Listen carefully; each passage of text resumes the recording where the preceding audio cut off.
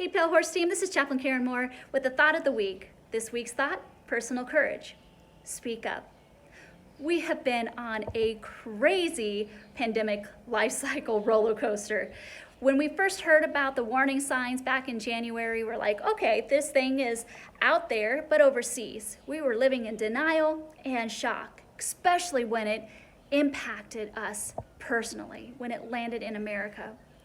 But luckily, we stood up and rose as we united and said, America, we're in this together. And we had heroes, and we congratulated those who went into the medical profession, nurses and doctors and everybody else who was contributing and directly impacting, making a difference in the bigger cities. We said that we can do it. And then for those of us who weren't essential staff, we said we can do things too. We can do things like creating motivational videos, creating masks out of all kinds of materials. And for those who are more fun-loving, creating fun games and making jokes and making memes all over Facebook. We were in this stage where now we're loving life. We're in it together. That's the honeymoon stage. I like this part where I'm admiring how wonderful it is to have the environment be as beautiful as it is. Cleaner air, cleaner water, pollution disappearing all over, and people uniting. But y'all, this stage isn't gonna last forever. And as you can see with the riots and the people getting angry, protesting, it's gonna start coming downhill. In fact, the honeymoon stage is the pinnacle. It's the top. It has nowhere else to go but down. And I'm not saying this to bum you out. No, I'm saying this because I want you to be able to be prepared to speak up when the depression phase hits, when things start leading to shame and depression. Because if you're better equipped because you can speak up, then we, as a uniting force, can do it together. So with these 6 steps, here's how you can prepare to speak up when this new cycle comes. Number 1, start now assembling your list of support group.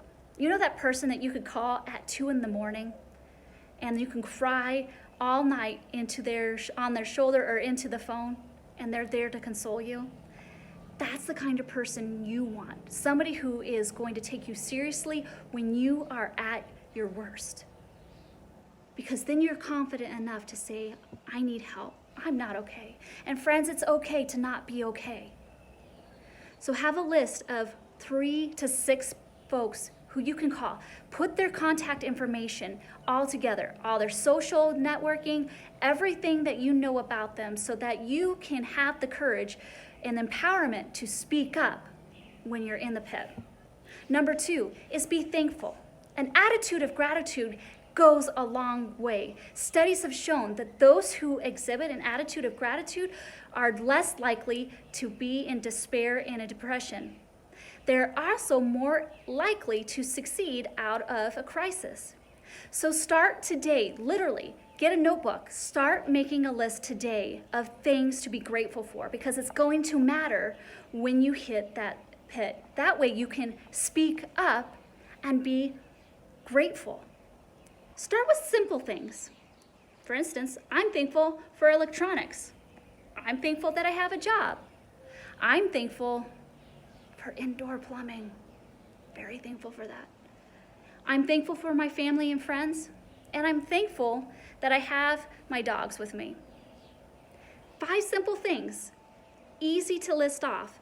But when we are starting that cycle that is negative and we spiral down, we take out that list and we speak up, and we can speak those words of gratitude. It will help change your mood and help get you out of that cycle. 3, speak up. Be in prayer and meditation. Studies have shown those who pray, particularly couples who pray together, families that pray together and do a devotion or a meditation, are more likely to succeed and get through even the most terrible of crises. That's because they're leaning into their higher power. So speak up and talk to your higher power through prayer and meditation. 4, start planning by speaking up about what you're going to do. Have a list of goals. With the new, having a futuristic planning is a sign that you are hopeful and they're not stuck in despair because you're not, again, in that spiral. So speak up and start speaking your plans. Number 5 is keep moving. Keep moving. Even when we are at our worst, and we all get there, it's part of the norm. Remember, this is the new norm, and we're going to hit through this grief cycle. And sometimes it's good just to get out of bed. So get out of bed. Keep moving. Speak up and get encouraged. Say to yourself, I'm going to take 2 more steps today. Speak up and say, today I'm going to go out for a walk. I'm going to get the mail. Speak up and speak life and encouragement into your movements. Keep moving. And number 6, finally, is help others. You might be able to ride the rest of this cycle with good strength because you're watching this video, but not everybody's going to watch it. And there's some people who get stuck in the cycle of despair and depression way easier than you do. So speak up and call them. You reach out to them. Be that support system that you needed when you were there. These simple 6 steps of speaking up will help prepare you so that way when you hit this new cycle, my team, the Pale Horse team, is going to be there and we're going to be stronger for it. So be empowered and speak up. This is Chaplain Karen Moore with the Thought of the Week. Karen Moore about you. Have a blessed day.